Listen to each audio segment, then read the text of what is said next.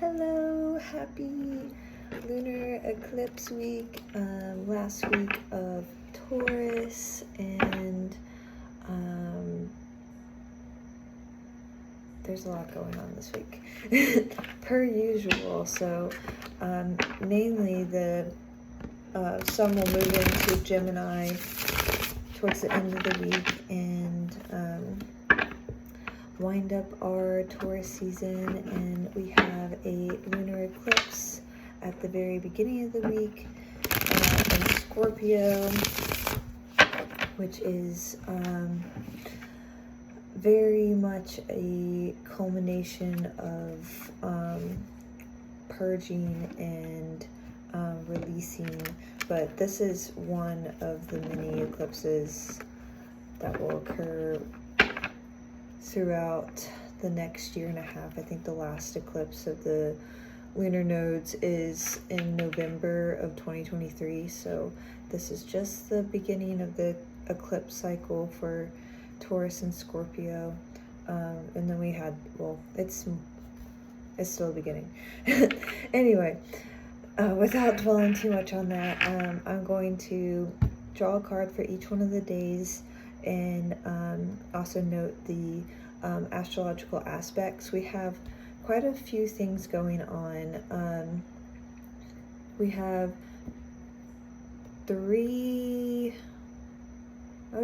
four major astrological aspects this week, and then we have some lunar activity as well, and then some Mercury dipping back into Taurus from Gemini and into Taurus from Gemini during the retrograde cycle, and then of course, as I noted, the sun moving into Gemini season. So I'll draw a card for Monday. Monday we have the moon moving into Sagittarius at 7 a.m. so the lunar eclipse energy is really subsiding, and we have the Two of Wands subsiding throughout the rest of the day. Nonetheless, still might be feeling those emotional debris cleansing and just removal of baggage that's emotional baggage, having those intense emotions, and could have had past traumas or shadow habits surface through the eclipse energies that really need to be let go of and transmuted, because they're holding you back from integrating your Scorpio self of empowerment and tenacity. I'm going to take the top of this. So anyway, on Tuesday we have, that was just the only aspect on Monday. On Tuesday we have the moon square Mars and Neptune, right before Mars and Neptune conjunct on Wednesday. So potential brain fog and like wanting to like wander in like fantasy mindsets. Major emphasis on the wandering. Like I feel like the drive for just moving is with Mars, and there's really no there's no direction truly with Mars and Pisces and Neptune energy. And it's so hard. To talk about Neptune energies is elusive in general. So, in potential impulsive emotional checks, and definitely as the lunar eclipse energies is still subsiding, and those repressed emotions, or just potential shadow habits that you haven't like identified yet will surface. On Wednesday, like I said, we have the Mars and Neptune conjunction. So I'm going to do my best to describe Mars and Neptune. I kind of get the sense of piercing insights and colorful visions and dreams.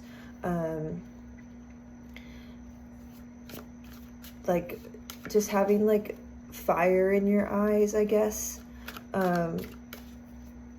when pursuing dreams. This is also galvanizing oneself to actively pursue dreams and goals and ideals. You're really taking actions and steps in that direction to bring those into reality and to manifest those. And great, like, it's really good, like, pre-energy before Mars moves into Aries.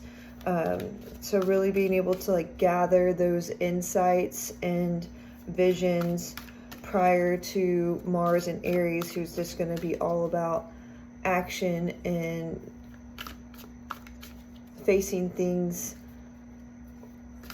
and going forward, facing things with the purpose of going forward. Here, like I said, there's a little bit of an exploration feel to Mars and Neptune, especially with probably like meditating, like actively meditating or creating art, which is, you know, an exploration within itself, and a journey when meditating or, you know, trying to make a work of art. So those could surface, definitely best used for that kind of energy, exertion to create and really dive into that subconscious stream, and bring it forward with Mars. Potential for courageous sacrifices for like the purpose of fighting for what you believe in. And that goes in all fronts. It could just be an ideal or just really doing this for the purpose of a collective gain. It's not selfish or anything with that kind of, and it's, you know, a courageous act and takes a lot of confidence. Also, since Mars is very much like a sexual masculine sign, and then Neptune is fantasy, dreams, mythical creatures. I actually was getting impressions of gargoyles, which I thought was so weird. The Fool, finally get a card.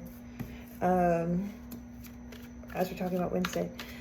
So just the two together, we have Mars, which is fiery, and we have water, Neptune. So there's just like steam. Mars is under the water and just pretty much emerging from from Pisces in general, going back up to the surface and gearing towards Aries fire. So there's this creating steam in relationships or just within yourself, having fantasies. Another more Martian theme is anger boiling under the surface, and that's paired with the Neptune Pisces. So anything left, and I say this, and there's Thursday, Friday, Saturday, Sunday. All right. Bottom of the deck. 3 of Wands. Okay. So, anything left repressed or unexpressed, especially after the lunar eclipse, is prone to be brought up in heated situations. However, this could kind of be like just an awareness point where like you kind of notice this, but you meet that anger with compassion and understanding because of the sensitivity that you have for other people's emotions, especially with just Mars and Neptune being in Pisces. You choose to have a more compassionate take on maybe any conflict, and versus like the more self-centered Mars and Aries attitude for anger and assertion. So very, I think, graceful contact for Mars to meet Neptune in Pisces. And so I think the Neptunian energy is definitely more dominant in that area, despite Mars being an ultra dominant planet. On Thursday, we have the Sun trine Pluto. So this relationship is very intense and around emotional regeneration. There's a good flow for empowerment here, and really through transmutation finding empowerment within ourselves instead of seeking outward reinforcement. This is just a great flow for aiding fierce magnetic independence, energies that are actively elevating one's success in long-term goals, particularly because Pluto is Pluto's in Capricorn, and since the Sun here is still in Taurus, we're really able to ground that energy. That power channel is really grounded. So other themes could be integration of hidden and repressed self, allowing those aspects to be illuminated and seen publicly and more in like an extroverted way, so that you are really able to identify with that innate channel for transformation at a collective level.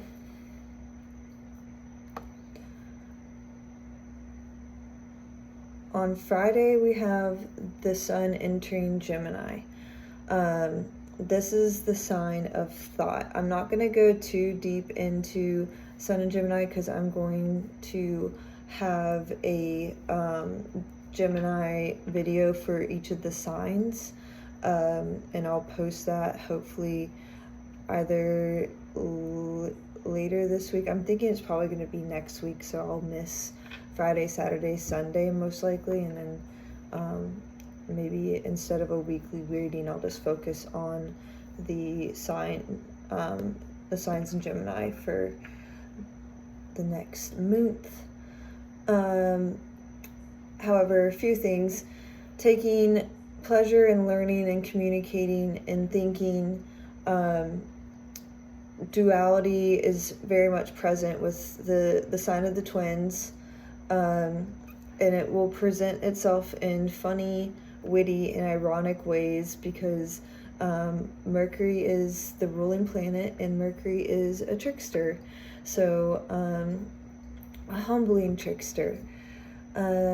So definitely also another time for having a desire for new experiences, we've had a lot of that energy with Venus already. These kind of experiences are really focused on like stimulation. I feel like mental stimulation versus like physical or eccentric. Like this is more like just wanting like bright, vibrant, and playful experiences. And another attribute of Sun in Gemini is just being able to change and adapt quickly and be versatile. So you might have several talents arise or just avenues of learning that could present itself, and you're really adept at it. Saturday and Sunday. So Saturday we have Sun conjunct Mercury in Gemini. This I see more of like a working together kind of conjunction here. Last conjunction we had with Saturn and Mercury was in Aries, so pretty recently, and that was more like a visionary conjunction. This one seems to be an active, just still the same mental clarity and having the efficiency for communicating knowledge, but I really see the twins here like working together, and maybe even just like fusing the self with thoughts that could be, if self, vitality, life force with thoughts are fused together,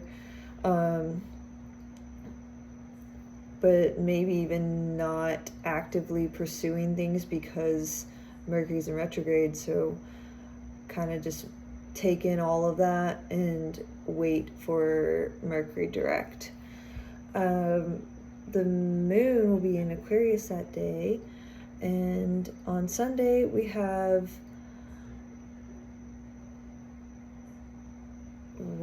why?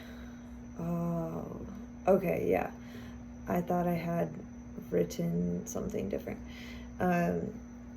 Mercury will dip back into Taurus in retrograde, and we also have Mars Sextile Pluto. So there's a lot of Pluto energy, and there's a good bit of Mars energy too this week, but mainly like the Pluto energies is super present. So this aspect is a supporting aspect, but you have to do the work. There's potential for like laser focused into like your goals and what you're exerting your willpower towards, and just having that intense energy for determination to accomplish those goals. Definitely powerful courage and endurance in like an emotional way. Like since Pluto and Mars both are really based on survival, and have developed like hard outer shells or just protective layers in general, something that could have crushed someone emotionally, this like survival and like endurance aspect is really present and supported here, so that it really isn't, it doesn't break anyone. I guess there's like a robust aspect here, like emotionally, like having like your heart guarded.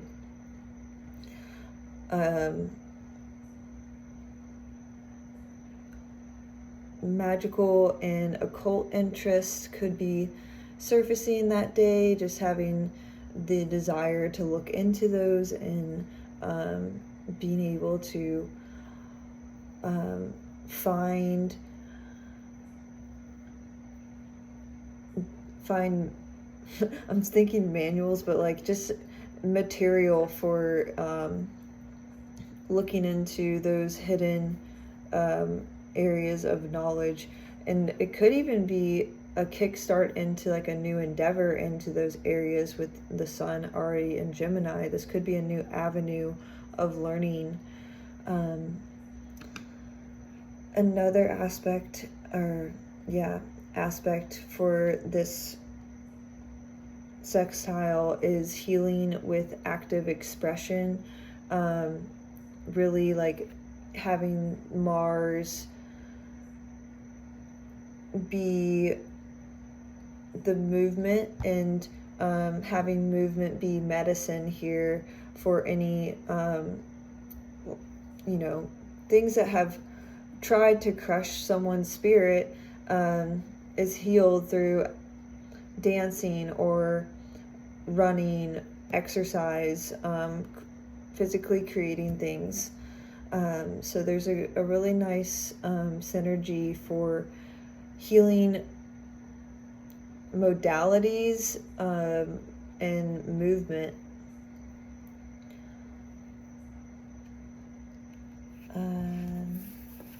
I feel kind of space. I'm doing this on the lunar eclipse. It's like the lunar eclipse night, so part of me, if I'm just like, I even wrote in my notes that this feels like get your head right kind of week because of the Pluto, but like Pluto really brings up emotional things, but like to help mend the mental stamina and mindset,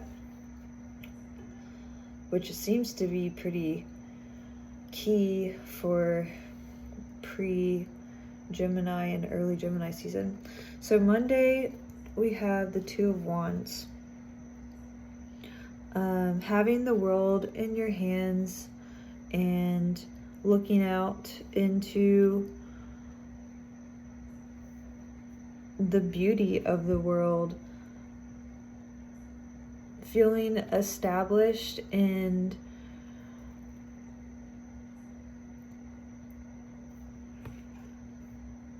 secure in one's current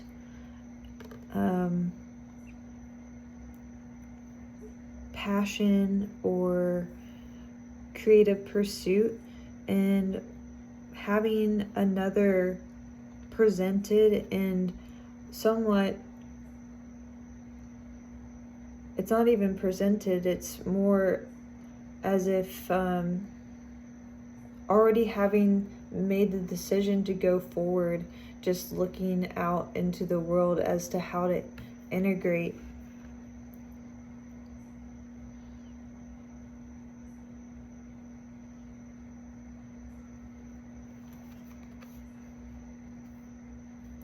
Definitely some balance here too, and union of two energies.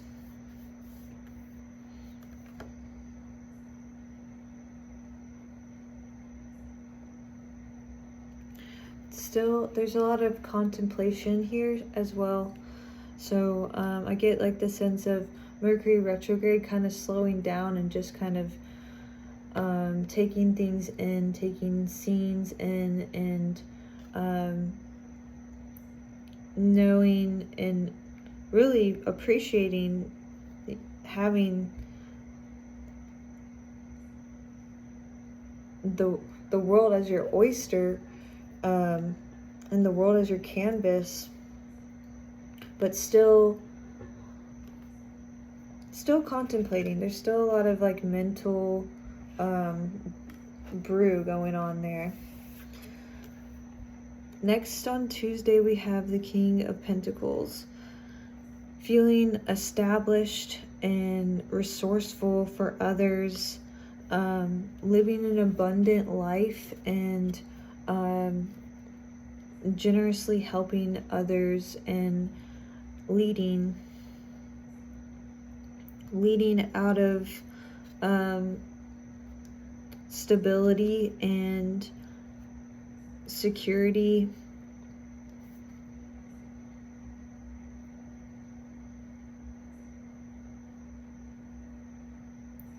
nobly making sure others are taken care of in a material sense, and health. With the Rams here, I just get a lot of leadership energy here today.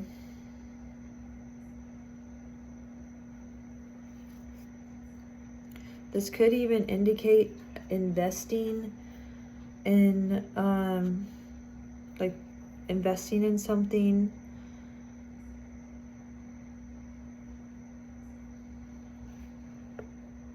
Maybe even investing in a new craft, but it needs some monetary back to it.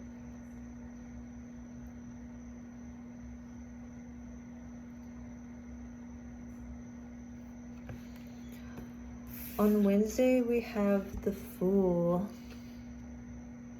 This is new beginnings. The Fool. I love the Fool sometimes.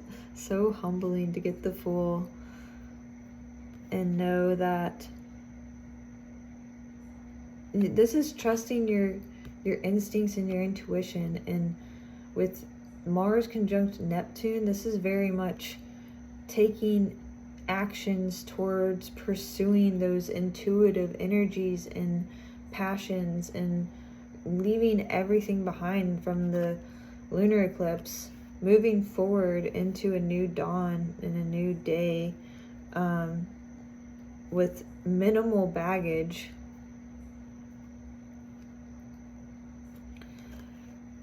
Knowing that your dreams will be abundant and pure. There's a lot of purity energy here with the white and the white flower and the white dog.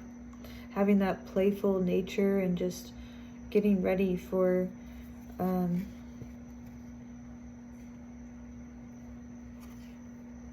not knowing where you're going, and just having your heart open and ready to receive.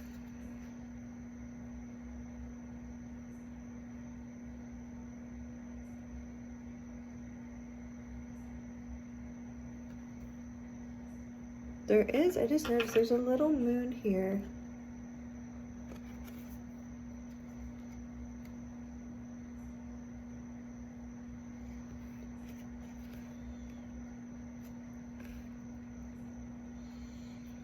I'm not sure when the last time Mars was conjunct Neptune.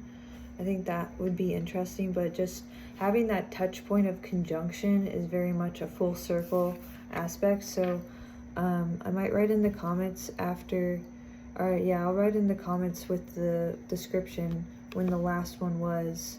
So it would be interesting to note where you were the last time Mars was conjunct Neptune and see how much you've grown. On Thursday, we have the Three of Swords, and I can see how this comes up. We have a trine with Pluto, and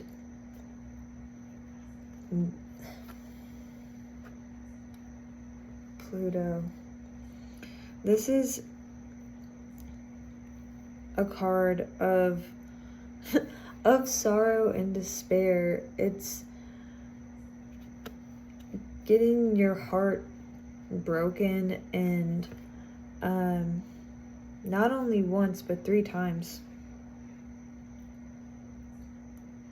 Definitely like a gloomy, emotional, with the rain, emotional realm.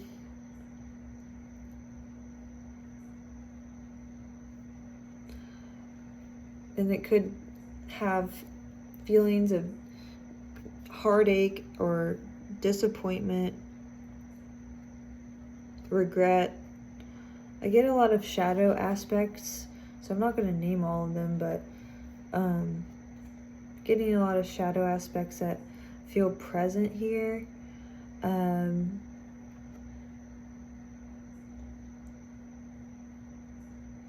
But with the Sun trine Pluto, this is identifying with the fact that this is present or has occurred, and knowing that you can move forward.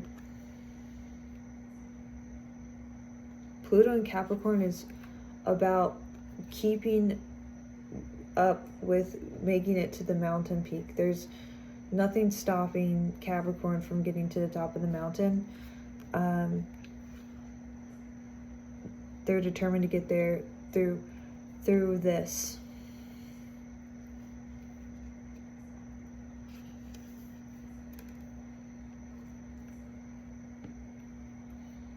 And this could be a source of empowerment. I don't know if I just repeated myself, but having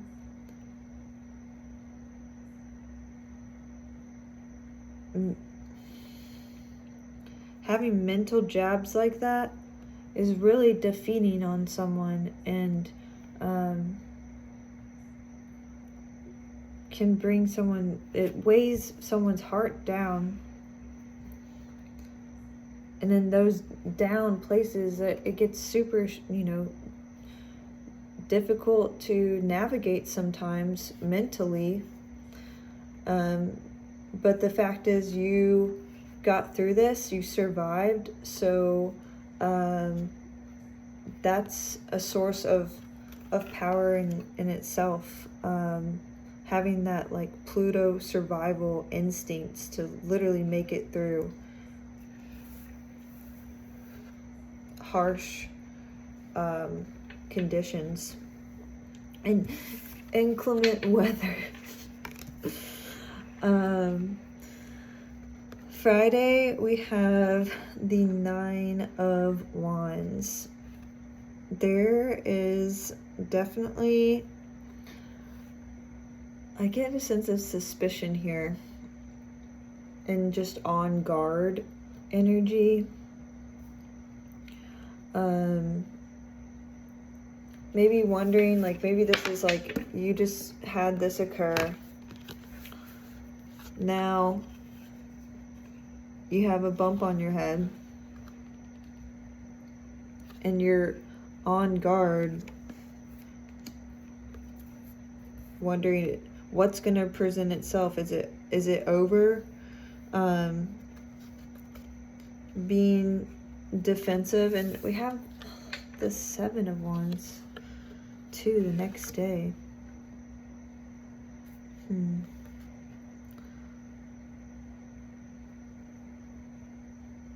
That's interesting. It goes from being a little bit passively defensive, kind of just like being on guard mentally, to actively defensive and somewhat having the urge or just instincts to defend one's territory, defend one's passions, defend one's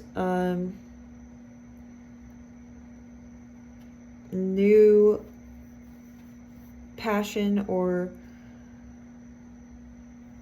spiritual flow.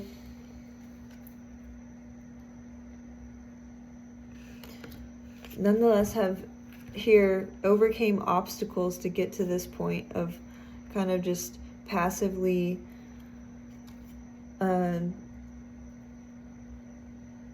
trying to just peacefully live here.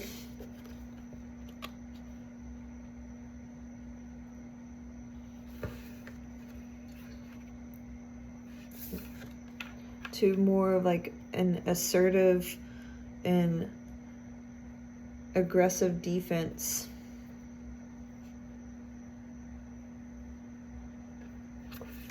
And then on Sunday we have the 8 of Cups, which is walking away.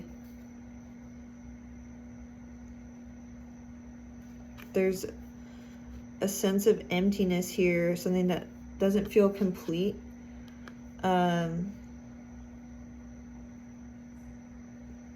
But you're being called to just leave it behind and walk away.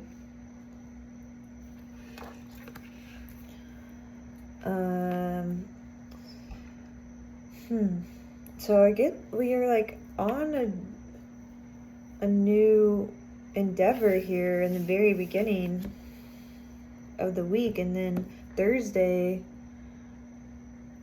I feel like maybe something surfaced that brings up more of like, since this aligns with something mentally surfaces and triggers emotional or like just like a lot of like energy here. This is a lot of energy for transmutation though. I feel like something resurfaces that wasn't addressed, and really has to be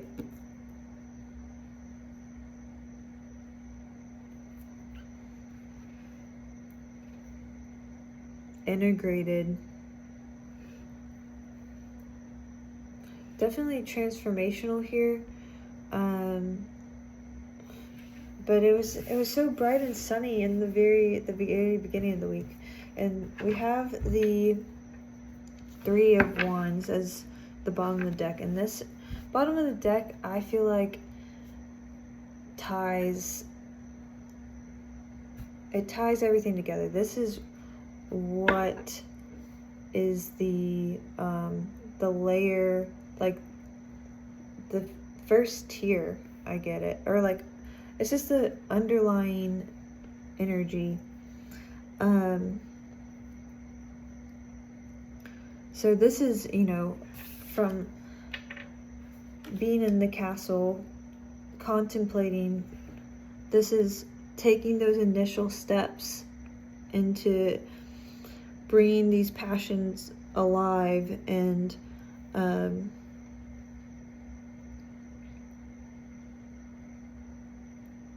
looking out into the world, knowing there's a ton of opportunities and new relationships and new challenges to be had, but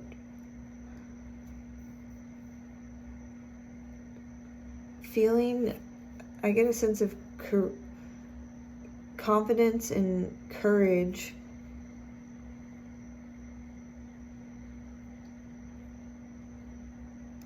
in moving forward. This is a lot of forward momentum.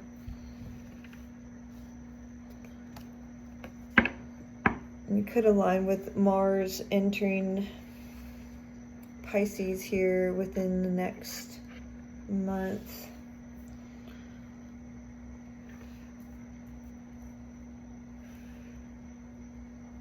We do have a lot of Aries presence at the moment, and this could be dealing with anger, maybe some bitterness here. This guy looks a little bitter, and this is a little bit more of outward anger, but at the same time there's a sense of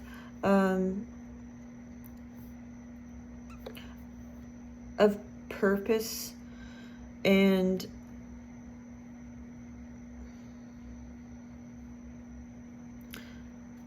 like an essential need to defend something.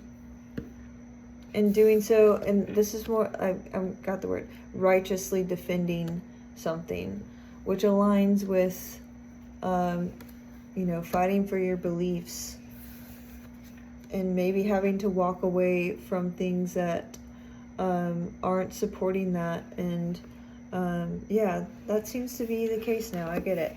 Okay, so new passion, contemplating on the opportunities that presenting into the world could generate or be a potential position of power and leadership, and generate abundance, or needs this kind of support. nonetheless, a new beginning, opportunity, following this passion of your heart, recognizing this has occurred. I don't think this really occurs like off the bat. I think this is like a repressed energy, because I mean 3 times abruptly.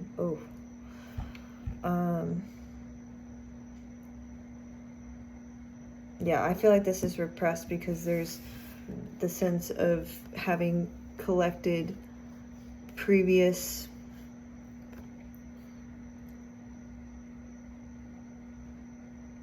passions or projects, just the energy of having to defend or be on guard about what's already established.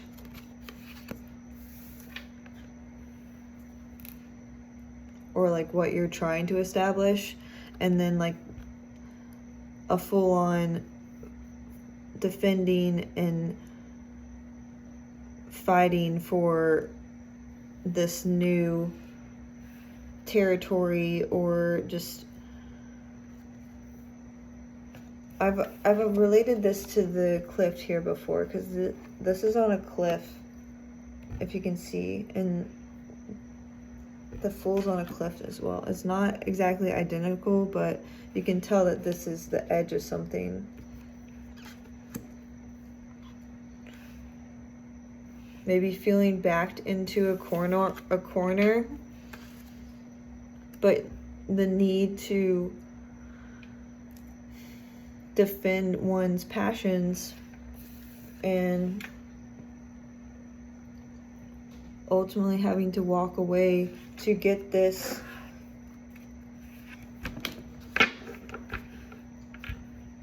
here to where you're moving forward and actively pursuing.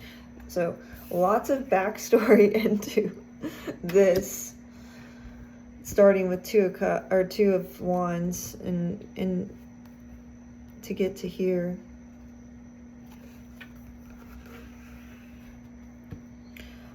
I'm going to have a crystal ally card to see what the crystals have to say about the energies in the cards. I hope everyone has an awesome rest of Taurus season and an exciting and illuminating, fun start to Gemini season. I hope that the lunar eclipse energy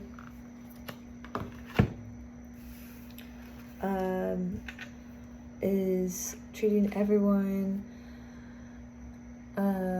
happily and full of blessings and joy. We have self-knowledge, lapis lazuli.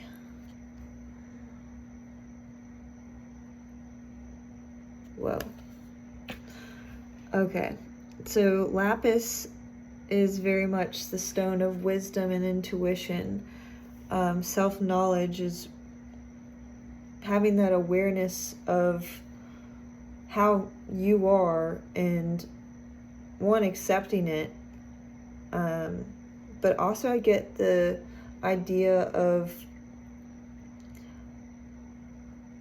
meditating for past life. There's a pyramid here, which is very much connected to the Egyptians, and then we have either a star or some kind of astrological object, orb, indicating some kind of alignment here. So really connecting to the cosmos of who you are and who everyone is through most likely meditation. Lapis lazuli is very much a third eye stone.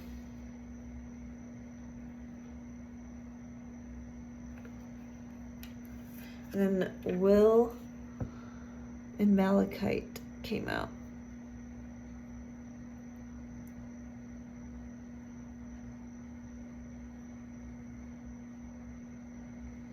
This looks like another connecting to maybe that soul star chakra above the crown via meditation and anchoring in that light and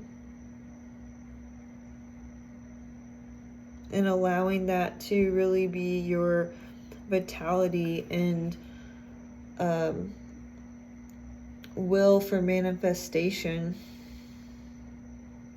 Having I'm getting this song, it's like something meditation where I get my inspiration.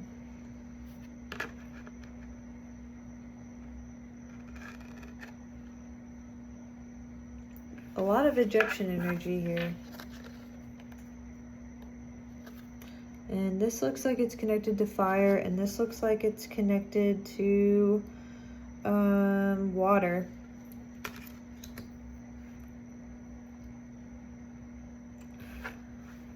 So that is the reading for the week.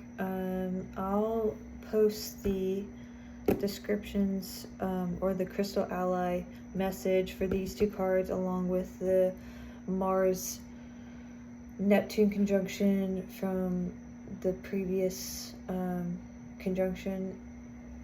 I hope everyone has a lovely week full of new opportunities and